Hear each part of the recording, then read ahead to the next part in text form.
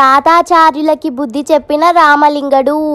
Hi friends, welcome back to our channel DS kids. ఈరోజు నేను మీకు ఒక మంచి కథ చెప్పడానికి సిద్ధంగా ఉన్నాను. ఆ కథ ఏంటో వినడానికి మీరు సిద్ధంగా ఉన్నారా?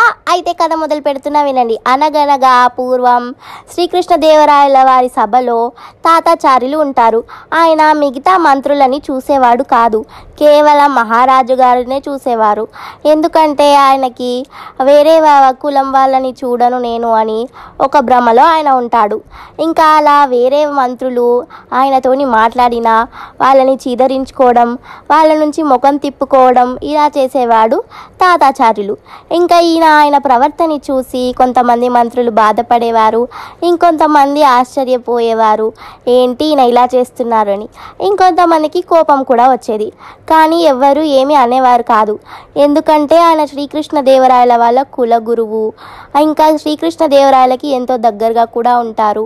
కాబట్టి మంత్రులు మిగతా వాళ్ళు ఎవరు ఆయనని ఏమీ అనేవారు కాదు. ఇంకా ఈ ప్రవర్తన శ్రీకృష్ణదేవరాయలు కూడా గమనించారు.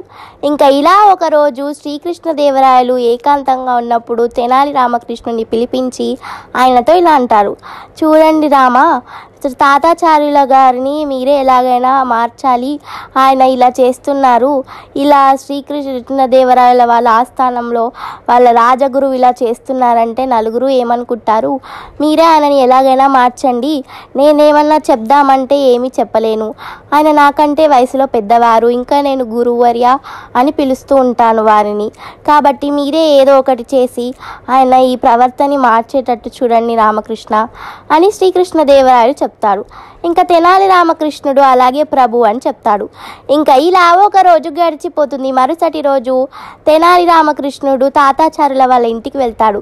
వెళ్ళినా కూడా తాతాచార్యులు తెనాలి రామకృష్ణుని ముఖం చూడరు. అప్పుడు తెనాలి రామకృష్ణుడు, గురువర్య, నేను మీ శిష్యుణ్ణి కదా, నా ముఖం కూడా మీరు చూడరా అని అడుగుతాడు తెనాలి రామకృష్ణుడు. అప్పుడు తాతాచార్యులు, చూడు రామ, నువ్వు నా ప్రియ శిష్యుడివి కాబట్టి నీకు ఒకటి రహస్యం చెప్తాను, ఎవ్వరికీ చెప్పకు. నేను ఇలా ఎందుకు చూడట్లేదంటే, ఇలా స్మార్తుల ముఖం చూస్తే అంట వచ్చే జన్మలో గాడిదలాగా పుడతామంట. కాబట్టే నేను ఎవరి ముఖం చూడట్లేదు. నువ్వు కూడా ఎవ్వరికి చెప్పకు ఈ రహస్యం అని చెప్తాడు తాతాచార్యులు. ఇంకా అలాగే ఎవరికి చెప్పను అని తెనాలి రామకృష్ణుడు చెప్పి అక్కడి నుంచి వెళ్ళిపోతాడు. ఇంకా ఇలా మళ్ళీ ఒక రోజు గడిచిపోతుంది. మరుసటి రోజు రాజుగారు కొంతమంది మంత్రులు అలా రాజ్యంలో తిరుగుతూ ఉంటారు. అలా తిరుగుతూ ఉన్నప్పుడు వాళ్ళకి ఒక గాడిదల గుంపు ఎదురవుతుంది. ఇంకా అలా ఎదురైనప్పుడు తెనాలి రామకృష్ణుడు తెలివిగా తన చాకచక్యంతో ఆ గాడిదల గుంపు దగ్గరికి వెళ్తాడు. వెళ్ళి ఆ గాడిదల గుంపుకి నమస్కరిస్తాడు. ఇంకా అందరు మంత్రులు నవ్వుతారు రామకృష్ణుని చూసి. ఇంకా రాయలవారు కూడా నవ్వుతారు. రాయలవారు, ఏంటి రామ ఇలా చేస్తున్నారు, గాడిదలకి నమస్కారం పెడతారేంటి అని అంటారు.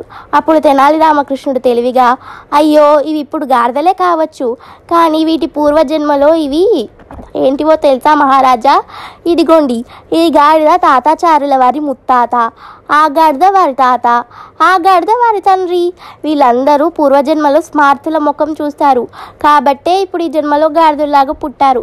ఇంతటి గొప్ప మహానుభావులని కలిసే అవకాశం నాకు దక్కింది, అందుకే వీళ్ళకి నమస్కరిస్తున్నాను. ఇది నిజం, కావాలంటే తాతాచార్యులనే అడగండి అని ఎంతో అమాయకంగా చెప్తాడు తెనాలి రామకృష్ణ. అప్పుడు తాతాచార్యులకి సిగ్గేస్తుంది. అందరూ ఆయనను చూసి నవ్వుతారు. తాతాచార్యులను చూసి ఏంటి ఈయన ఇవన్నీ నమ్ముతారా అని. ఇంకా ఆ రోజు నుంచి తాతాచార్యులు ఎప్పుడు అలా చేయలేదు. అందరినీ చూస్తూ అందరితోని బాగానే మాట్లాడుతూ ఉంటాడు.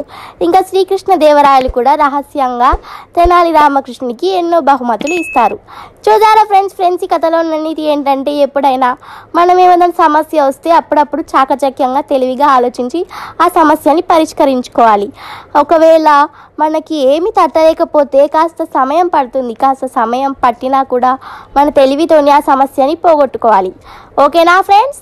ఈ స్టోరీ మీకు నచ్చితే లైక్ చేయండి, చాలామందికి వినిపించాలంటే షేర్ చేయండి. ఇంకా ఈ స్టోరీ గురించి ఏమైనా చెప్పాలంటే కింద కామెంట్ సెక్షన్లో చెప్పండి. ఇంకా మన ఛానల్ని సబ్స్క్రైబ్ చేయండి. సబ్స్క్రైబ్ చేసి పక్కనే ఉన్న బెల్ ఆల్ అవుతుంది. నేనేమైనా వీడియోస్ చేస్తే మీకు నోటిఫికేషన్స్ వస్తాయి. ఓకేనా friends? Bye bye, see you next week. ఇంకొక కొత్త మంచి స్టోరీతో నేను మీ ముందుకు వస్తాను. నేను మీ బుద్ధుడిని. Bye bye, see you next week.